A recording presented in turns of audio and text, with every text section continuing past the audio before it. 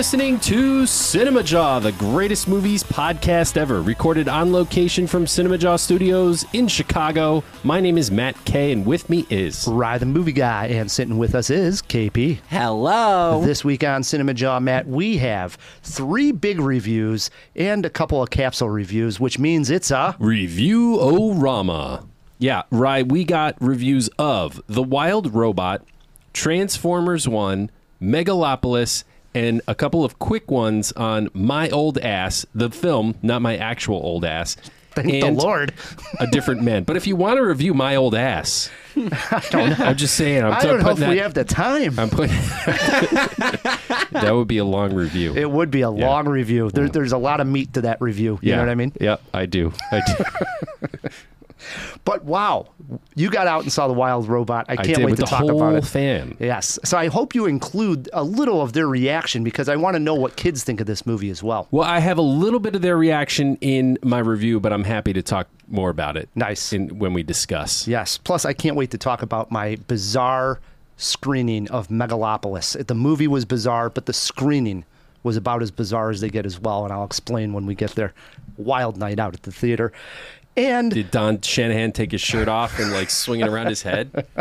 It would have went with the kind of night it was. Fit in? It totally would have. All right. But I'm intrigued. It's interesting because we have this podcast dropping on the last day of the month, and we sort of teetered with the idea of switching themes. But we said, God, we're having so much fun with Tim Burton. Let's go one more week with Tim. One more week. So we are still celebrating Tim Burton month. So we kick it off with a fact.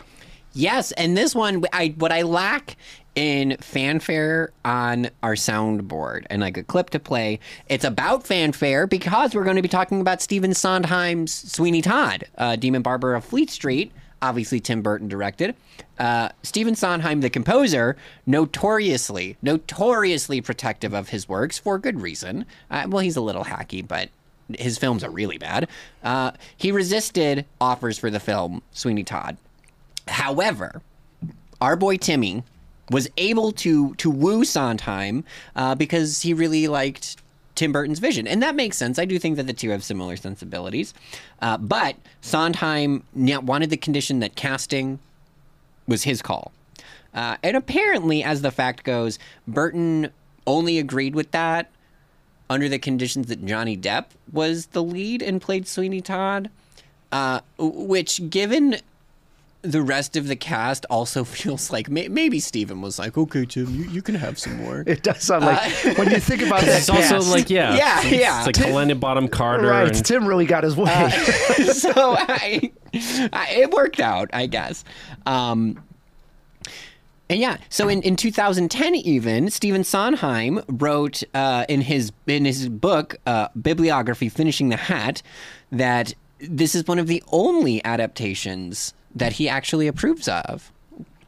Interesting. How many of his other films have been adapted? Throw it in the fish tank. I know Into the Woods off the top of my head. Oh, yeah. Which I actually enjoyed. You did? Yeah. Oh, I hated it. Oh, man, I didn't like it I either. enjoyed it. You had Meryl Streep in there. Anything James Corden is in should just automatically be disqualified. True. I saw it at the Alamo Draft House, and the best part of the movie were all those little vignette, like little quick clip movies they show at the beginning.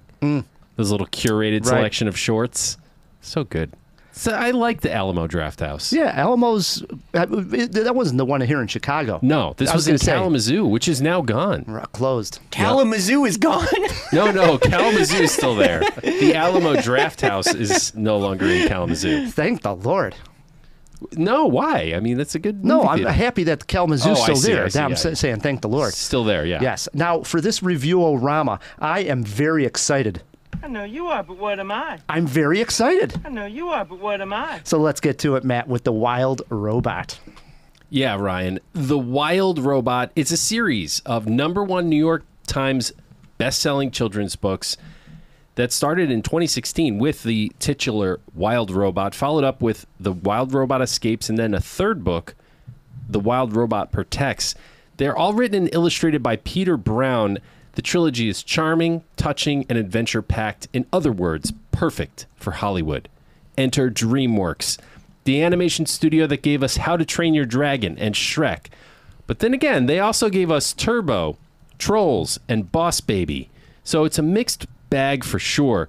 Can the Intrepid Studios' stewardship of this beloved work be justified, or does it just not compute? Ryan and I beeped and booped our way into the theater. He actually caught it in Toronto at TIFF to find out.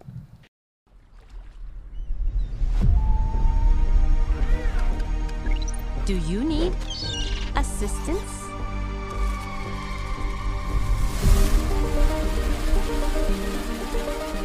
Aggression detected. I see your problem.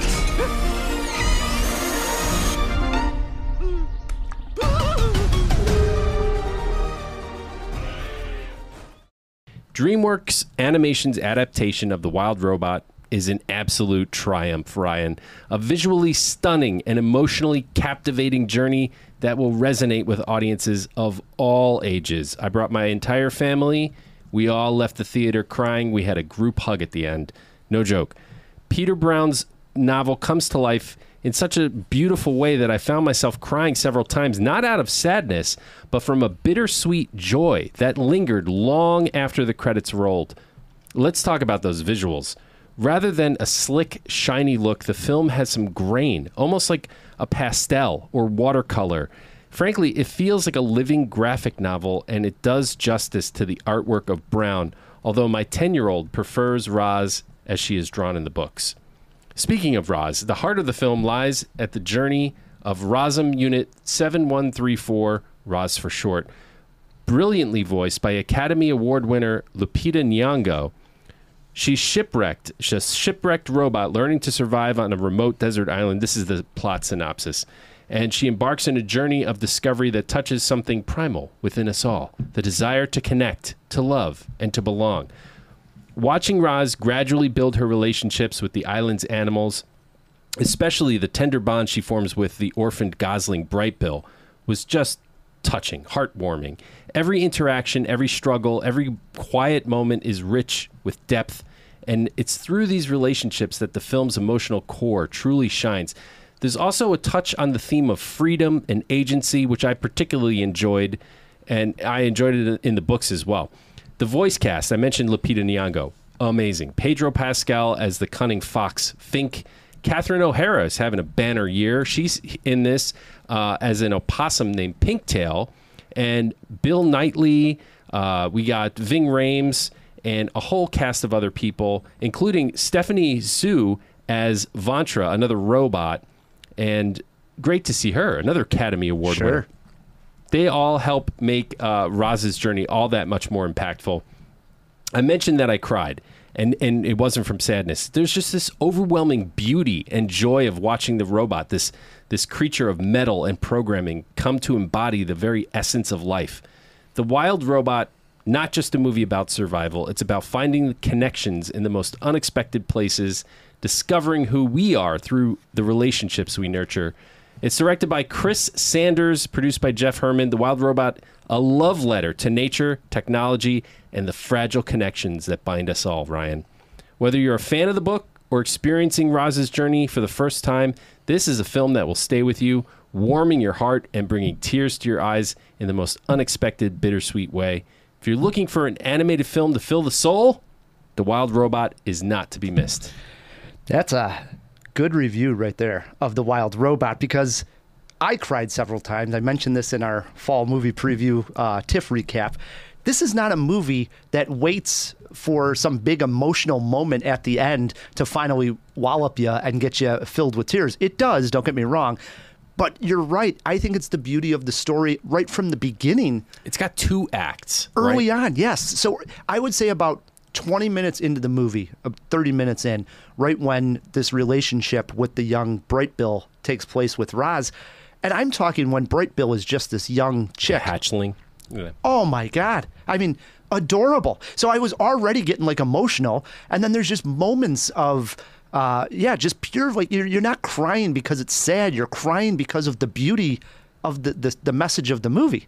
And we don't get much of that. I was trying to think, what other movies do I sit there and about 20 minutes in am just already filled with tons of emotion to the point where I'm crying watching a movie that almost has no major dialogue moments because it takes a while for Roz to, Get the language. get the language and everything. So in the very beginning, it's a little bit of a silent picture for the first few minutes. She's jabbering, but Right. yeah, And she's not communicating. it's just really a special type of flick. It really hits, I think, the essence of what it's like to be raising a family, to be human. I like the idea of, yes, technology, all of that mixed together. It's literally fantastic. There's a lot to chew on. All right, a slight criticism. It does take a minute, I think, in the first act to kind of find its footing, but that is just a really slight minor thing. Like, stick with it through the beginning. And another thing I want to say is people who don't prefer sad movies, who are like, I got enough sadness in my life, I don't want to go see something. It's not like that. No, exactly. It's not like a depressing movie that you're going to walk away feeling like crap after, like Fox and the Hound, Right, for example. right. It's not that kind of a No, cry. It's it's like a good cry. It is. Yeah, it fills your heart till it just pours over. Exactly. And comes out your eyes. Yeah. Like there's a moment in there, and we'll get to it when we talk jaw-dropping moments, that's so beautiful that I was audible crying. I was like, but in I a was good ugly way. crying, yeah. I was like, wow, this just feels good to see this take place. Let me ask you a question. After you left the theater, were you still trying to choke back tears? Oh, yeah. Me Yeah. too, I for was- like 20 minutes. Yeah, because that was the third movie in a row I did in the mornings at TIFF. So I did 1, 2, 3, and then I had like a 6-hour break. So that was, time to really digest it. And I walked back to my Airbnb, could not stop thinking about the movie. Did you just let it out? Yeah, I was like, my God, was that good, Yeah, it's a good one. So good. The books are good too. So I thought I was not going. I was a little worried because I didn't know exactly what Roz was capable of. It seemed like early on, Roz was capable of everything, and in a way, she is because she's supposed to Right. be a service robot, But she's not indestructible. not indestructible. But I mean, everything can come out of her at some point. It seems any type of Iron utility, Man-esque. that needs to Yeah. fix anything. And I was like, what is this? I'm not going to like this. But wow, that seemed to completely go away. That was just like my, trepidation early on of being like, maybe I'm not going to go for this. And that slowly just completely went away. That wouldn't be my only nitpick. Was there was no full on explanation of exactly what her capabilities are. and what her limitations are. So, That's interesting. Can she actually die? I wasn't even positive. I wasn't sure of anything. I could have almost went for maybe some type of explanation, like a voiceover kind of thing, talking about the robots as they descended down or something. I'm kind of glad they didn't do that and explain exactly who she is, because we just start to see her as human. I mean, yeah, she's got these little gadgets that can come out, but they start to feel very limited in her environment, Like she's got a few that are useful, like a torch laser kind of thing. But other than that, she takes the dings and bruises of life, and they show in her carapace or whatever you call like her torso. You see her scratched from the bear and stuff like that. That's good. She this as a human being. I don't know. There's a lot to love about this. So you mentioned that it has this kind of grain to it, the animation. Yeah. It feels very lived in kind of style. I like that. I also wanted to comment on the colors that are used. Right. Everything's beautiful, and even Roz changes colors. And I thought that maybe that happens in the book as well. So that's a way that we can see the emotion of Roz. And there's one shot in here, I had it as a side jaw-dropping moment, but great moment where, and it's in the trailer, where Bright Bill sort of nestles up to Roz, and Roz's whole face, anything that could turn a color turns to a red, and we feel the love that Roz is starting to have for this young bird. It's just fantastic. That was a moment. Oh my God. I mean, that was already here come the tears. This is too much. Yeah. The LED trim or whatever it is, that's not in the book. That was a nice little touch, the few things they changed between the book. And by the way, I highly recommend, even if you're a total grown up with no kids, go out and get these. You can read through The First Wild Robot in a day. And it's a breeze. It's so good. It's so good. The battles at the end. Here's another thing that we didn't really mention. I didn't really talk about this in my review. There's some action in this movie, and it's actually pretty good. And it's even better in the book, but talking about the film, I thought the action was done really well. It kind of gave it some excitement, some thrills toward the end, but it didn't feel like gratuitous. Does that make sense? Yeah. It was very earned. It was. It Yeah. was. And yes, the relationships with not just Bright Bill, but all of the animals really comes full circle. And we start to care about really all of them. And I think they did a good job because this movie's only probably got like an hour and 40-minute runtime. It's not that long, but you really get to know all of the animals to a good degree. The possum we get to know, and I thought the voice work by like the kid possums, like these would be young child actors, spot on. It was fantastic. I like they would just have like quick little one-liners, Yeah. and they were hilarious. They were. And they clearly were using, like a 4-year-old child or 5-year-old child to voice these young possums. That was great. And yes, what's her name? Catherine O'Hara, fantastic. Yeah, she's having a year. Huh? She really is. And So happy. Stephanie Sue as the Vantra robot. Vantra, kind of a fun little villain that they threw in there at the end. Agreed. Yeah. And she had, I think, the perfect voice where she's cheerful but she's saying very menacing things. It was fun. So for my jaw-dropping moment here, and this is a real winner. I actually wrote down here, this is going to be in the running for movie scene of the year for me when we do our best scenes of the year. And it is when, again, this is somewhat in the trailer, we see Roz running with Bright Bill on her shoulder. And this is to help Bright Bill take off into the air because Roz is trying to teach Bright Bill how to fly. I mean, my God, I don't know how you could watch that scene with a dry eye. It would just moved me so much. And the finished product of actually seeing it, and then there's this flying moment. I'm not going to spoil it from that because it's another special moment that comes right after.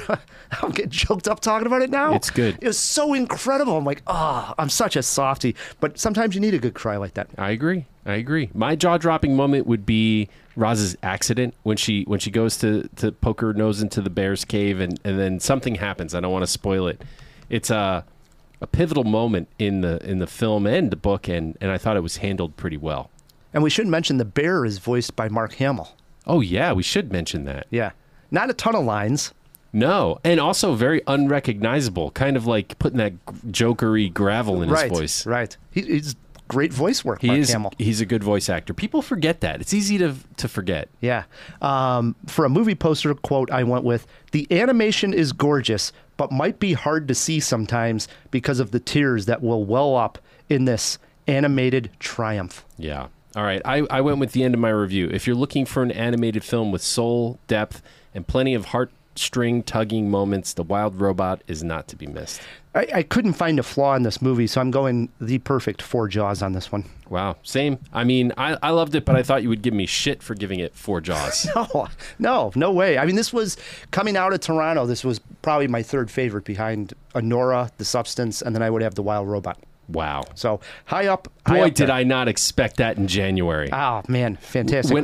When I saw the trailer, remember I texted you? I'm like, The Wild Robot. You're like, what is this? I know. But I actually watched the trailer. I remember when you sent it to me, I had no reference of where this was coming from. And I was already like, oh, yeah. Oh, man. Because it plays the song, What a Wonderful World. And Roz is there with the animals. And I thought at that time it was going to be a silent movie of just the robot exploring nature.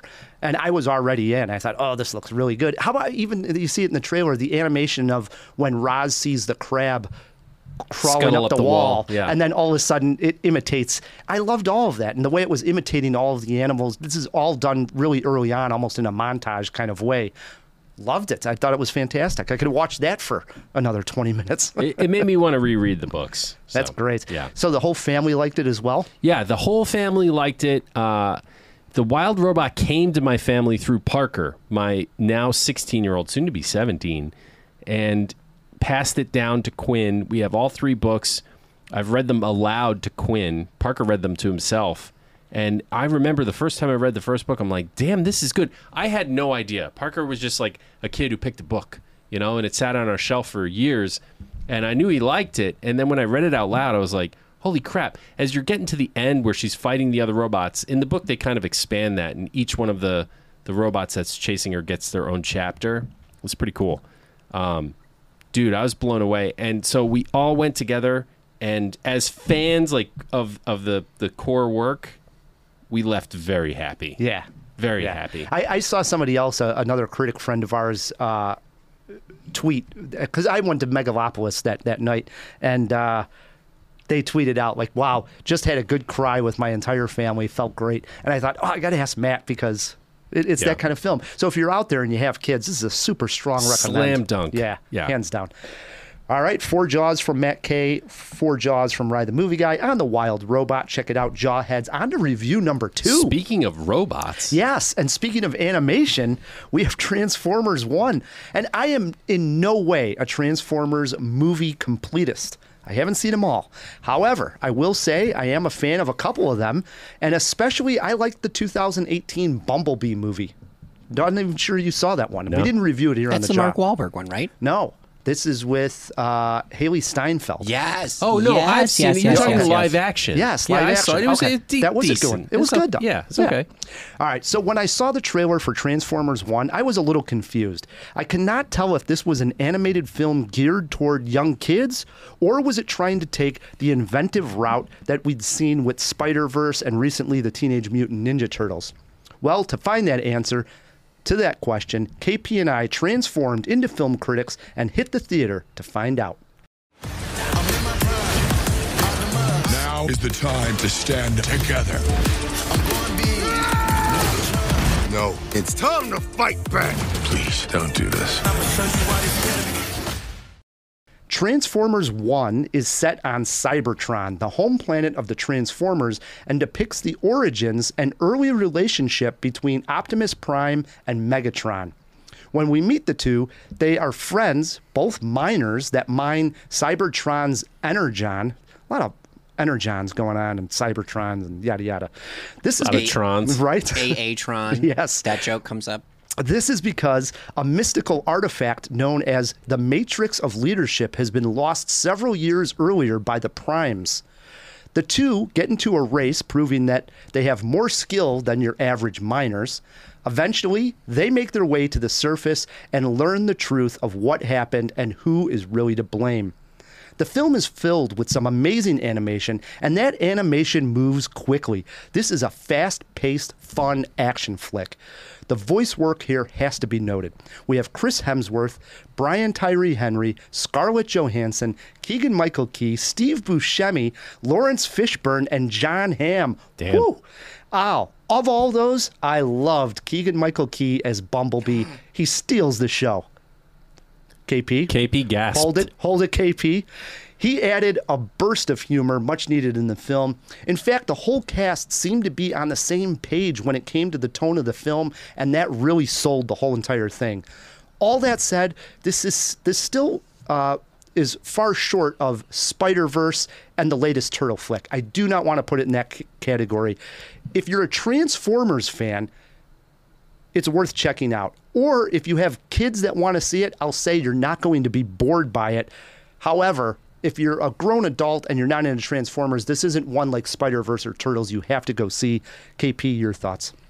Yeah, well, so I kind of separated this for like a good, meh, and then the things I didn't like. Sure, let's hear it. But now I'm going to topsy-turvy this because I thought Keegan-Michael Key was so annoying. Oh, but I've heard that from other people. Yeah. I think maybe that's... I wouldn't sit here and say I'm a Transformers super fan by any stretch of the imagination, but I do have an attachment to it. There's other... The joke I had told my friend after leaving the theater was like, I kind of miss when Bumblebee couldn't talk after that.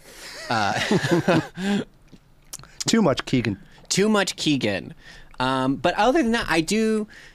while we're on the topic of the voice acting, Brian Tyree Henry, as far as I'm concerned, is like the show stealer for me. We have got... I want this man to like comic books and nerd culture less because he deserves better. He is like so Oscar worthy, but he's always in these like comic book or nerd culture, or he was in Godzilla X Kong. Like, dude, you're so good. Which character did he voice? He did He did Megatron. Megatron, which is arguably kind of the most important one to play in this kind of story. I will say, visually, this film is incredible. There's like Ryan said, it's very action heavy. In a way, I'm not going to call it Mad Max adjacent, but I'm also going to say it is like a Mad Max film in the sense that it is fast paced. It is like racing meets action all at the same time. Sometimes the racing is an action. So cool. And the ways that they pull that off, I think with animated films, it's really understated how difficult it is to do fight choreography. And I think this is the kind of film where it happens so seamlessly, people don't even notice. And that's impressive. Right. But they almost might not appreciate it that way. So it's good that you're pointing it out Absolutely. because it does take a lot to be able to pull all that off. I mean, that race scene is incredible. It's There's so awesome. much going on. It's like, wow. I was glad I saw it in the morning. I was drinking coffee because I felt I was very attentive to like the whole, everything that's just coming my way, you know? The other thing that they did really, really well with this, they used like the transformations and the car parts in the middle of combat, right? So one moment you'll be bipedal and then like your arm just turns into a wheel, which you use to do like a little roly punch thing. Mm-hmm. It's so cool. And it's super like, it seems obvious that yes, that's what the Transformers fights should look like, but we really don't get that much of it before this. Mm-hmm. Can I ask one quick question? Do they have the transform sound effect? Of course they Yes. do. Okay. Yes. But we should note when they're minors, they're not Transformers yet. So this is like a key point. This is definitely like the prequel of how they were able to get the power to become Transformers. So early on, we don't see a ton of transforming going on. It's not until about the third act that all of a sudden we start to see these actual Transformers. Yeah. Oh yeah. Oh yeah. And does Megatron transform into a gun? No. No. I mean, kind of. Yeah. Because you're thinking Megatron's a tank. Well, no. Megatron, the the original original was a gun. Correct. G1, yeah. Yes. Which was, by the way, that was the toy to have. Yeah, that was a cool toy.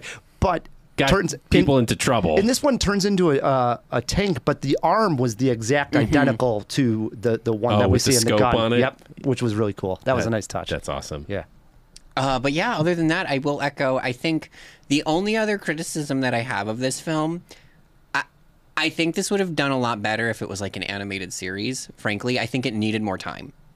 It is a story of like the falling out of a friendship at its heart. And we needed more time with the characters for some of that to hit.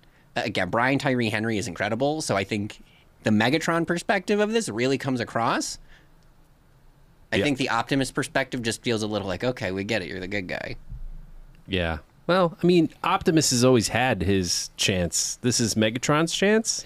But they still, like I said, they don't flesh that out have enough time. Yeah. And I get it, right? Like, they're working with the runtime they have. I think they maximized it to the best of their abilities. Yeah. But And now I'm not such a Transformers fan that I don't know the lore about. Were there other primes? Is this known lore? So there are other primes. Everybody knows this. Well, there's Rodimus Prime. So- I mean, you saw the first movie, Yeah, right? but I didn't know that it was like a league or a troop of primes that were trying to help Cybertron at the time. And so the idea of this Optimus Prime actually becoming a prime to me was kind of like new. I was like, oh, I see. He's like joining the ranks of these like special warriors. I thought that was handled pretty nice. I did think it was cool too. I think this is the first time a lot of people are going to see Optimus fuck up. Well, okay. Yeah. You know what I mean? A lot of people, yeah.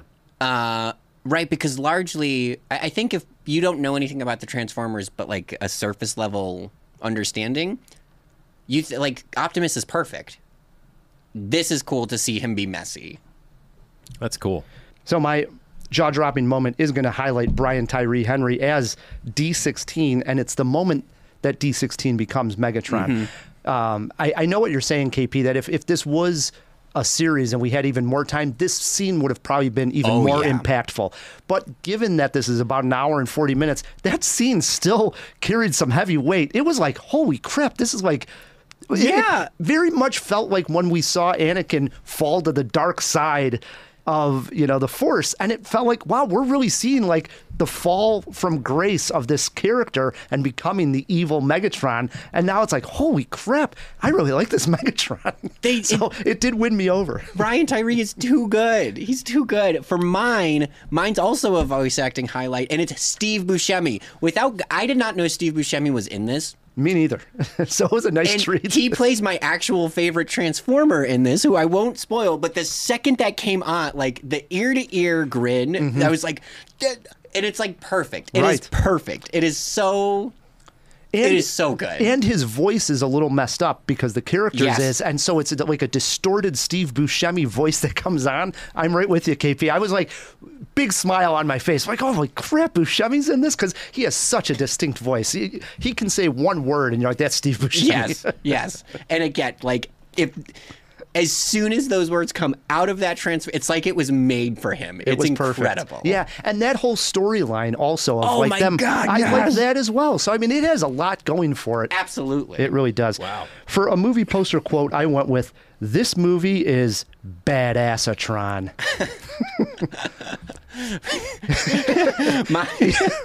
Even funnier when you see the Yeah. movie. Yeah. My movie poster quote was just "Buy me some, Mom."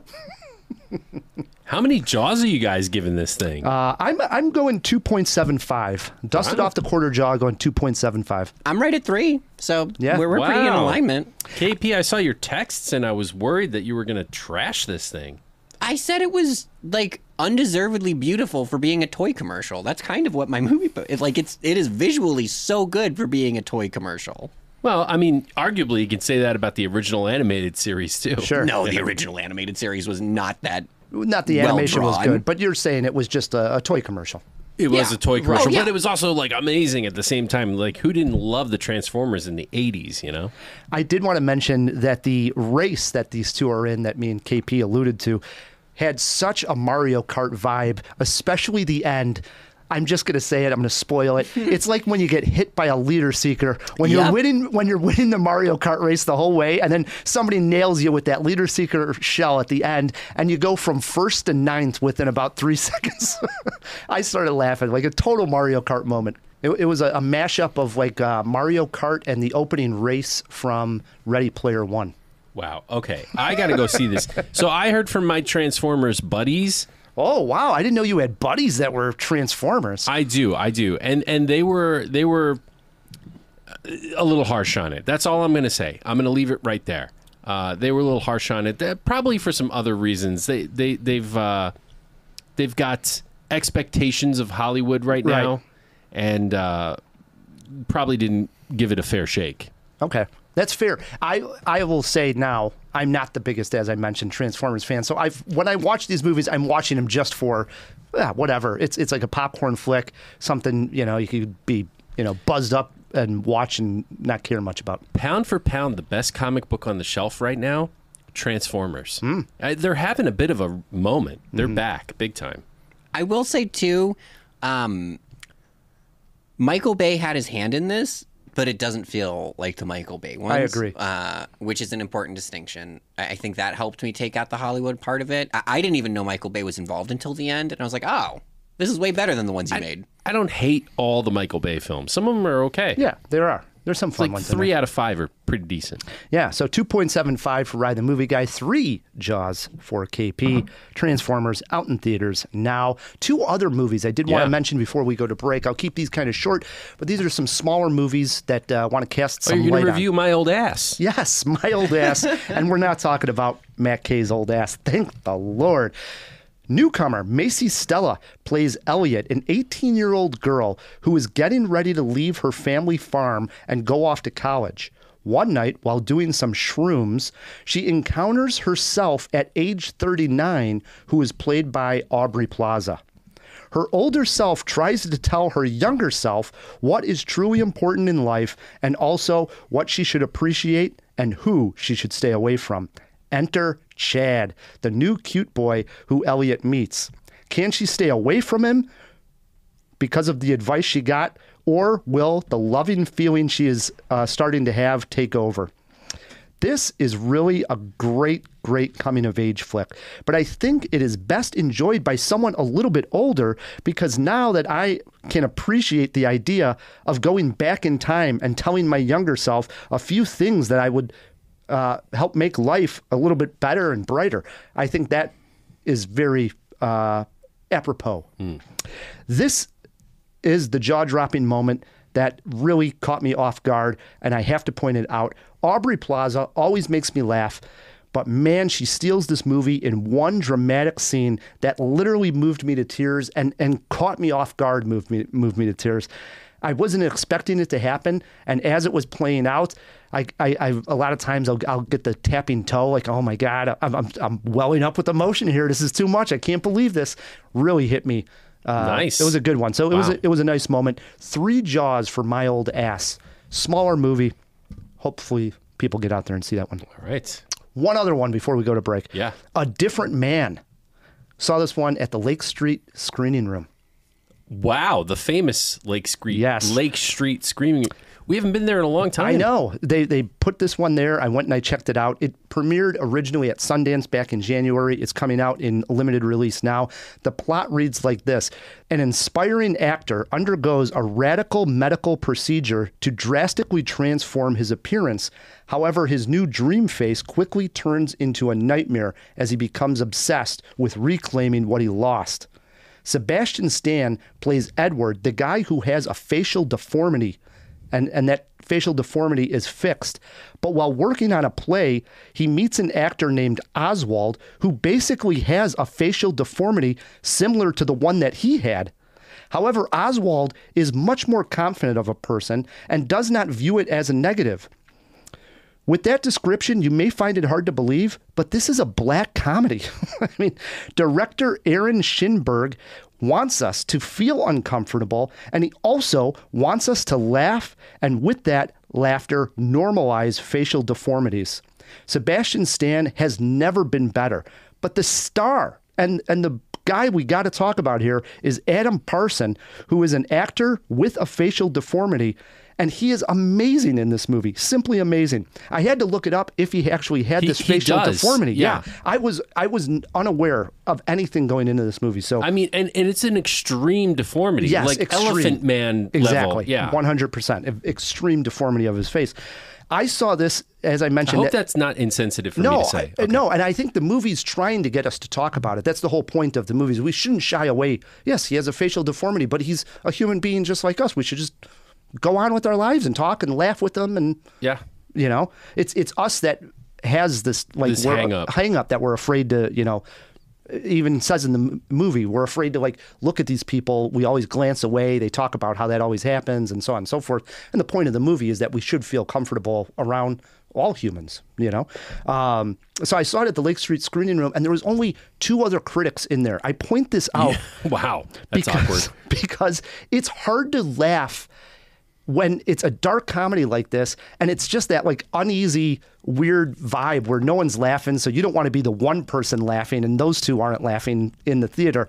And so I don't know if that somewhat ruined my experience, because I think the message of the film is great, and I think the 2 performances by Sebastian Stan and Adam Parsons is fantastic, but yet the experience of watching the film didn't like entertain the hell out of me. So Did you sit in Ebert's seat? I didn't know exactly which one it was, but It's the one next to the phone.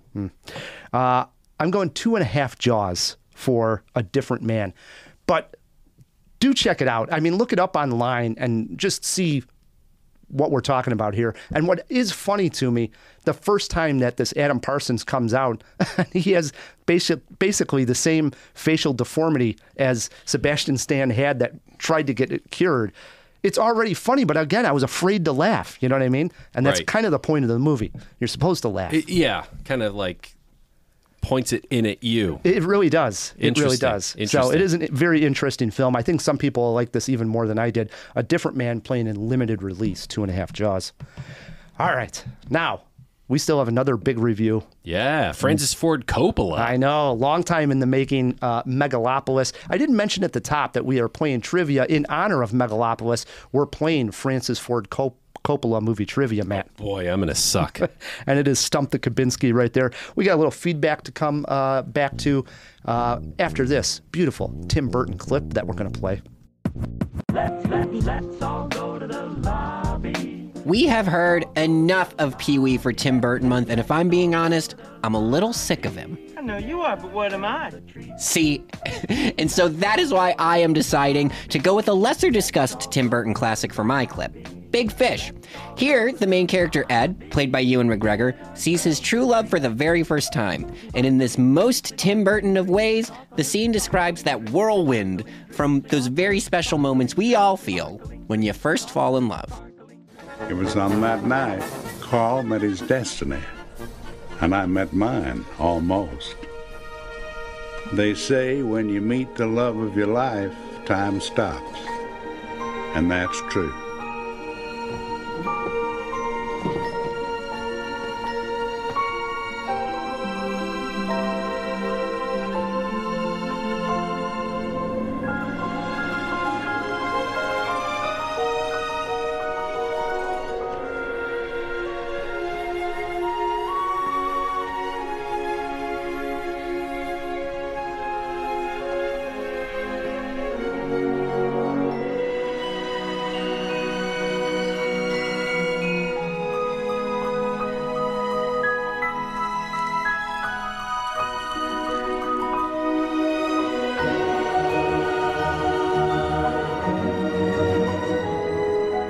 What they don't tell you is that once time starts again, it moves extra fast to catch up.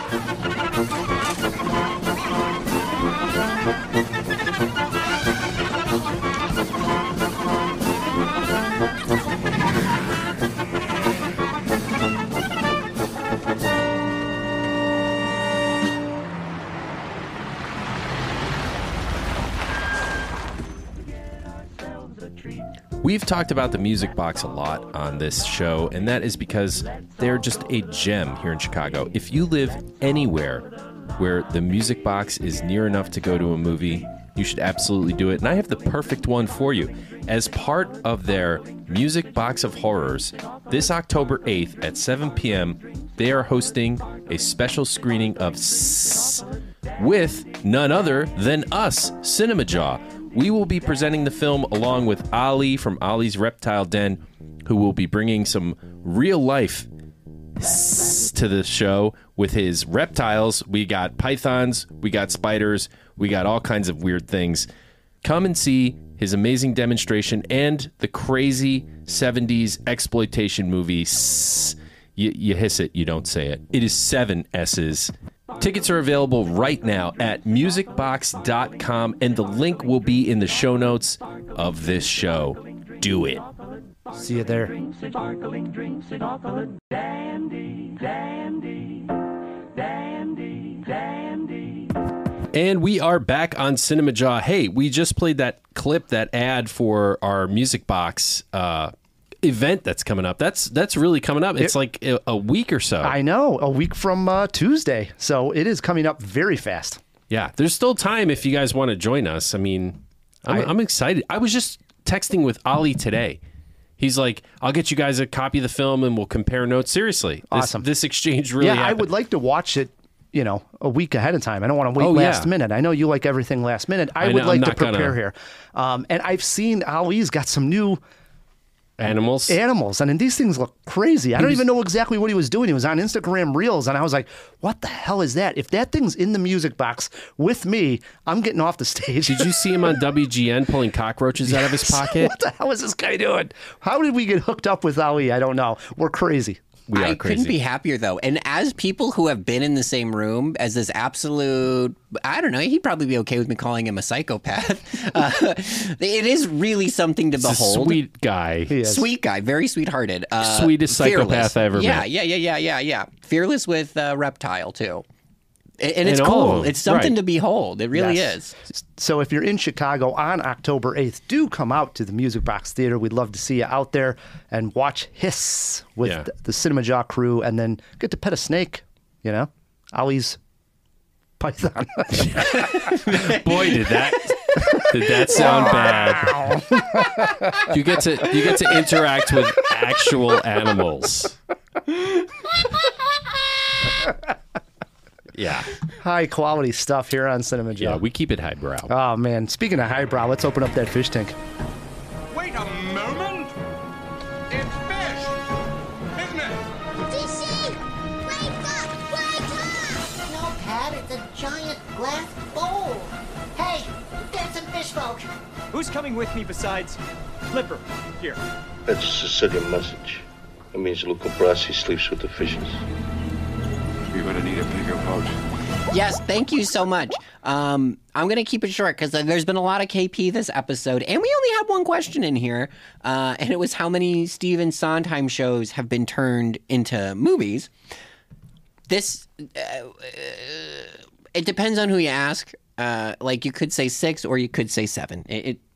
I would argue technically there are 7 adaptations of 6 shows, but in order, we have West Side Story, Gypsy, A Funny Thing That Happened on the Way to the Forum, A Little Night Music, Sweeney Todd's, Into the Woods, and again, West Side Story. Ah, yes. Because they remade it not that long ago. That's true.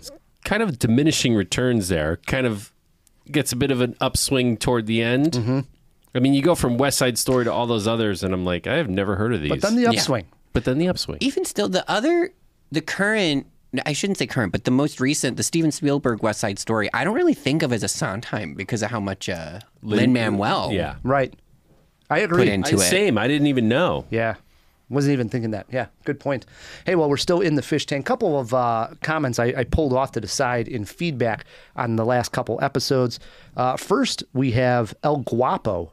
3385 writes in every once in a while, like when we get a tweet from him, and he wanted to comment on our episode Brad Pitt, George Clooney, top 5. Yeah, Pitt Clooney, that was just last week. Right, and he said, great Pitt Clooney picks. I'll add Syriana, California, The American, Ad Astra, and Three Kings as my faves. Not a fan of Fight Club, but I do agree it's a film highlight. Yeah, I mean, he definitely picked out a few that we missed. Right. I think Syriana, top notch, for sure. I have not seen that one in quite a long time, but Clooney did win Best Supporting Actor for that. So yeah, I wouldn't go Ad Astra, but okay. I like Ad Astra. Yeah, it's all right. And it's another one I'd like to revisit. Might get that on 4K. If anything, point. It's not Pitt. It was what's his name in there? Oh my God, help me here. Tommy Lee Jones. Tommy Lee Jones toward the end, who just plays the crazy old man. I just didn't dig it. Good stuff. We also heard from John G.G. from Ohio commenting on our fall movie preview. All it says is, guys, you missed the one film I'm looking forward to the most this fall. Gladiator 2. Oh, did we though? We didn't talk about it at all. But did we really miss it? You know what though? But Matt, you and I had this thought when I saw Romulus, and I was like, oh man, there's only going to be one Ridley Scott movie this year, and it's not even Ridley Scott. But now I'm like, wow, no, the one Ridley Scott movie is going to be Ridley Scott. Yeah, that's true. I don't know. Maybe I'm wrong. I don't have high hopes. It's got Denzel Washington in there, big time. So that looks fantastic. It's got that Paul Mescal who's been on the uprise, and yes, I mean Gladiator won Best Picture. It's a fantastic movie. Hopefully, we get something great out of it. I'm Ridley pumped. Scott is back. I'm glad this came up. All right. That's why I wanted to read the comment. I was like, yes, we should have at least mentioned. It's definitely one of the more anticipated movies of the fall, and we did not talk about it on the show at all. So fair, you know. Yeah, very fair. Yeah. Good that it came up. Hey, next week on the show, 2 big reviews coming up. Saturday Night, which is the movie that depicts I think it's like 90 minutes lead up to Saturday Night Live. I think it runs in real time if I've got the gist right. So it's basically like the lead up to the very first Saturday Night Live and all the craziness that was going on. And the sequel to Joker. Wow. Big one. Right? Yeah. How do we say that? Folie à deux. Does anybody know? No. It's usually something we would have thrown in the fish tank. And we're in the fish tank. I took 4 years of French. I still can't. Try this. Let me go really slow. Joker 2. Oui, mon chéri. Monsieur movie guy. All right, jump back to the fish tank. Will do. One filmmaker has always been ahead of his time.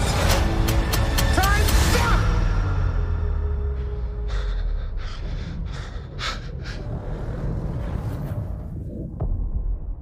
Go. Now, from visionary writer and director Francis Ford Coppola, comes an event nothing can prepare you for.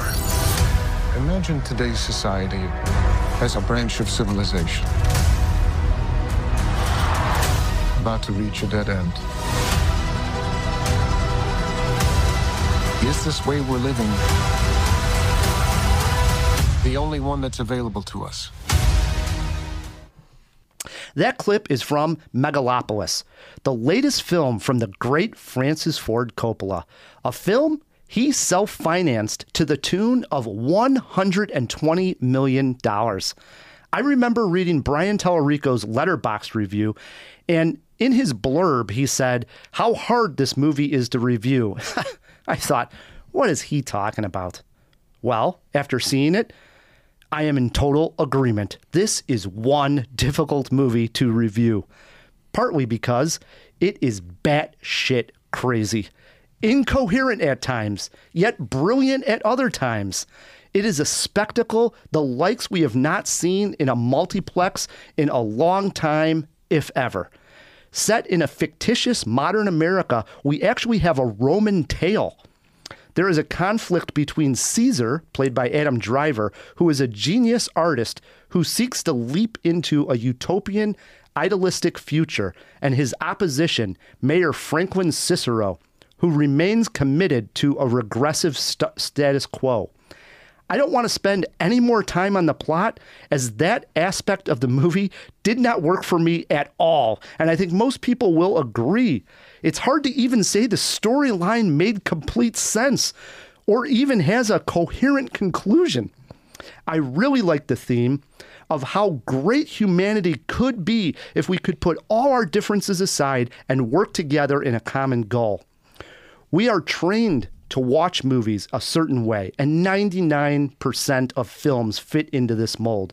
So when a movie like Megalopolis comes around and is so odd, we actually don't know how to fully tackle it.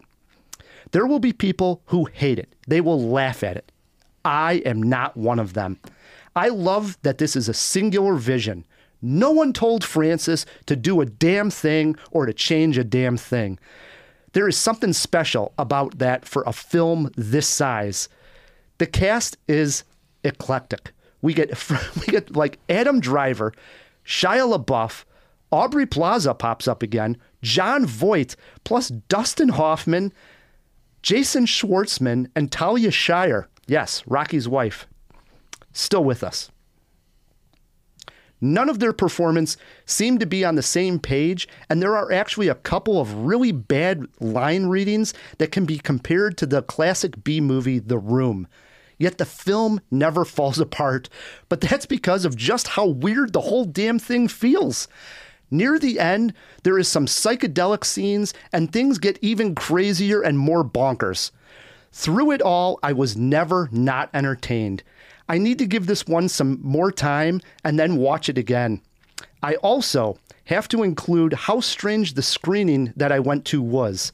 This was playing at the New York Film Festival, and they had a pre-screening Q&A with Francis Ford Coppola, Robert De Niro, and Spike Lee streaming live in our theater and 65 other theaters across the country.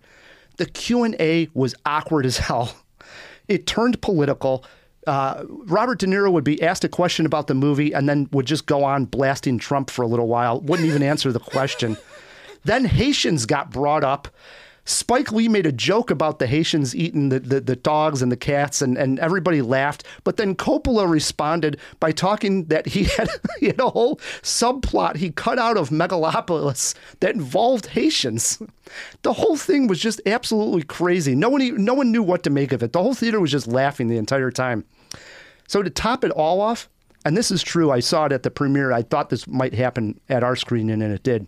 To top it all off, at one point in the movie, Adam Driver is talking to the audience directly, and our theater actually had an actor in the theater get out of the crowd, the lights go on in the theater, and he starts to interact with the movie while it's playing on screen. Yes. That's weird. So it's basically breaking the fourth and even the fifth wall here, maybe the sixth wall. I don't know what the hell was going on.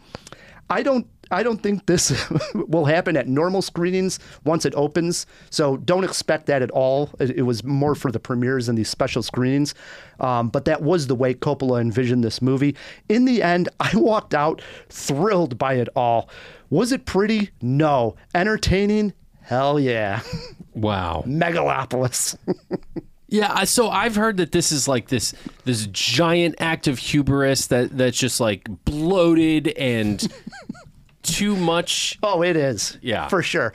You know, back to like the main theme, what worked for me the most is this idea that, you know, like if we all came together, and this some of this comes from the Q&A that Coppola had in the beginning, talking about like, imagine what a species we are, he kept saying. Like we can accomplish anything once we really start doing. Think how far we've come in time, what we've accomplished already, the technology that we've done, all this stuff. Imagine if we could put all our differences aside and everybody was working on one goal, whatever that one goal at a time was, how much we would actually probably accomplish. And damn, I think he's really right on that. You know, it really inspires. And the movie has a lot of that feeling at times, but those are like fleeting moments. There's this like voiceover that's giving like great quotes and like big ideas, like huge. I'm talking like stuff like you get out of like a Terrence Malick Tree of Life, where it's like kind of like life-changing kind of like swing, like, wow, that's heavy, that's big.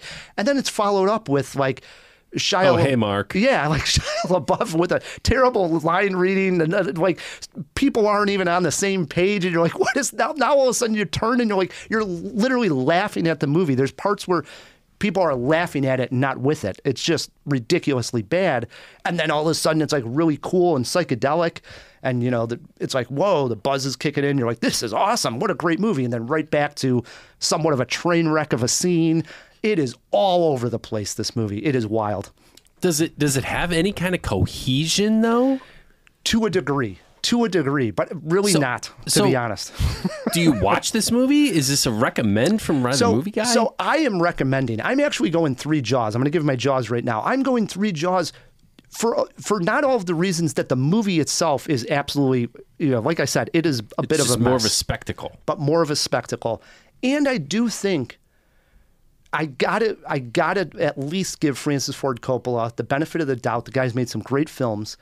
And he has been saying, hey, a lot of great movies get laughed at or no one understands. And then it takes time and all of a sudden somebody's like, oh my God, he was really making a point. Sounds like an apologist statement there, though. But I do think that it's just so bizarre of a film that once we sit with it for a little while, it'll be interesting to see 10 years from now what we think of Megalopolis when maybe we're doing like a retrospective on Francis Ford Coppola's career and we look at this movie, where does it fit in? All I'm saying is I'm probably more interested in that than I am most movies to say, can't wait to see them in 10 years from now. Like this one, I'm like, I wonder how this is going to play after a while once we have, you know, time to sit with it. Is De Niro in the movie? No. So that was the other bizarre thing. So De Niro's not in the movie, nor is Spike Lee in it. Like the Q&A was just bizarre because let's be honest, Francis Ford Coppola is 85 years old. He's at, you know, he's doing, you know, fine, you know, mental wise, but you have, you know, memory lapses. So at one point the moderator asks, do you remember when you first met Spike Lee? And he goes into the story, and then Spike Lee is like, yeah, that wasn't me. I don't know what you're talking about. So really? There were it was like a weird moment there. And then again, they asked something about, to De Niro about the movie. And then he just went on this like big political rant. And then they went back to Spike Lee, and he doesn't even know at that point if he should go into the actual question that was asked, or should he just keep it with the political theme. It was bonkers. The whole thing was crazy. Wow. Yeah. I mean, I wonder if you can catch that Q&A anywhere. I think so. We could probably look for it on YouTube. Okay. So, and then this idea that the actor, I saw this at the premiere. I saw somebody tweet that there was an actor set up in the theater to talk to the screen. Ours had you know how when you go to these press screenings, they have those, you know, screens up with the movie title. Sometimes they do some fun things. Yeah. So this and one, sometimes they're animated. Right. So this one was playing the score of the movie, which is pretty damn good. Not great, but pretty good. And it was playing it very loud. So the score was just blaring in this IMAX theater. And like sometimes it's really hitting hard. And then all of a sudden a countdown to the movie was going down on the screen. So everybody was like getting like an anticipation level. And on the bottom, it did say on our screen, to be aware that there will be audience participation during this movie. Be aware that something will happen. And at that point I knew, okay, I saw a tweet about this. I think somebody's going to like interact. And I've just never seen anything like this in my life. I mean, it was like all of a sudden it cuts to Adam Driver and he's like, looks like you're on a Zoom call with Adam Driver, like he's talking to the audience, and all of a sudden some guy from the audience gets out with like a hat on, a cane, he's dressed up, and he comes up and he starts asking questions to Adam Driver, and he's answering the questions because it's timed perfectly. And it's like, what is going on here? I've never seen anything like it. What an interesting idea. That is bizarre. I wonder how that would play in a normal screening experience. Like I said, when he's doing it that's why I think they did this in conjunction with the New York Film Festival, and they planned it for, like I said, I think they said 65 or 66 theaters across the country, and I'm sure they did this on those 66. I think that's about the end of it. Could be wrong, but my take is that once it opens wide, they're not doing that anymore. You'll still get Adam Driver talking to the audience. You're just not going to get an actor replying back to him. So, interesting. Weird and interesting. Yes. Jaw-dropping moment. Got to mention this one. Of all the strange things, it got really weird between Aubrey Plaza and Shia LaBeouf have a really weird sexual encounter where they are trying to, she's basically like controlling him because almost like in a sexual trance. And it gets like just a really out there kind of scene between the two. Right when you think things couldn't get any weirder, because it's been a weird night at that point, and this is already, 3/4 of the movie in, we get this scene. That's like, where did this come from? Now we get into this like heavy, hot, and sexual moment between these two actors, and Shia LaBeouf is fantastic. He was my star of the film for me. I mean, he was awesome.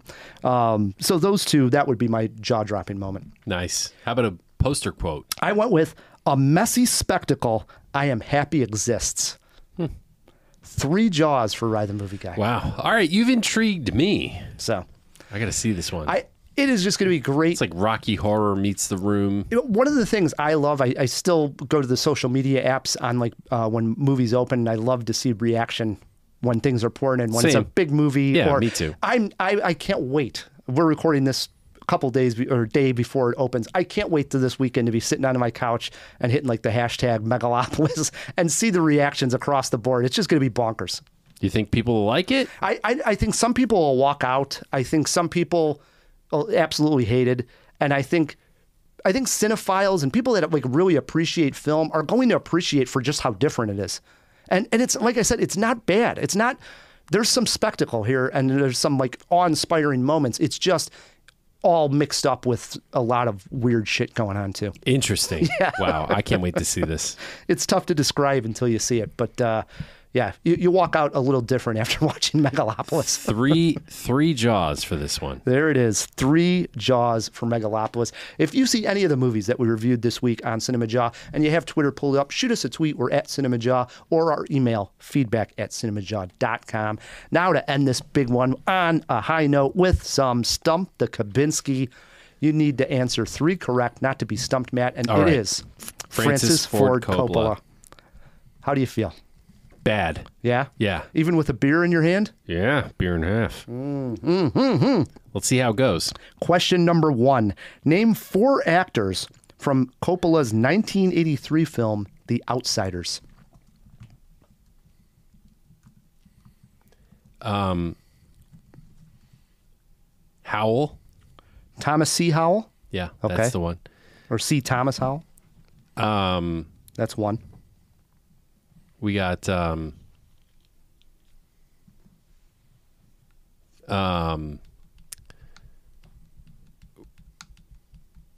Cruise. That is 2. He is in there. Tom Cruise is in there. Young Tom Cruise. You got They were all young. You got the Karate Kid. That guy. Talking about Ralph? Yeah, Mr. Macchio. All right, that's 3. And you got Matt Dillon. That is 4. Well done, Matt.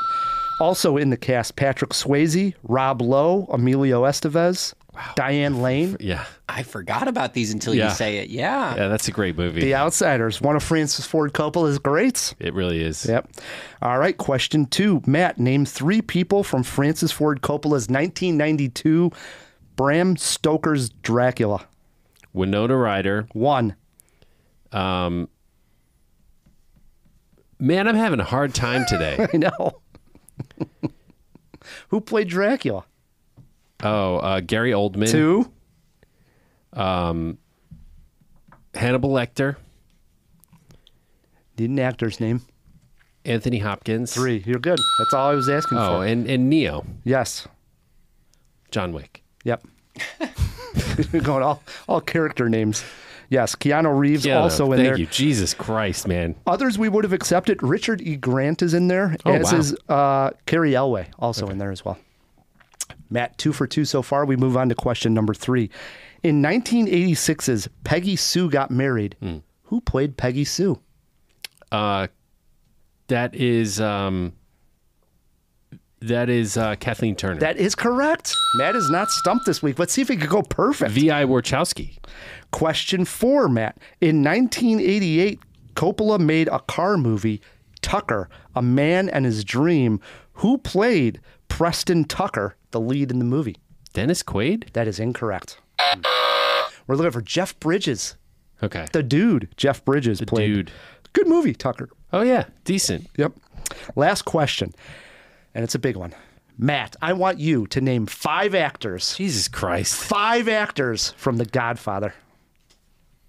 Which part? Which part? Part 1. Part 1. Well, come on. Part 1. Come on. Got to make it a little harder. Part 1. De Niro's not in part 1. No, he is not. Well, obviously Al Pacino. Correct. 1. You got all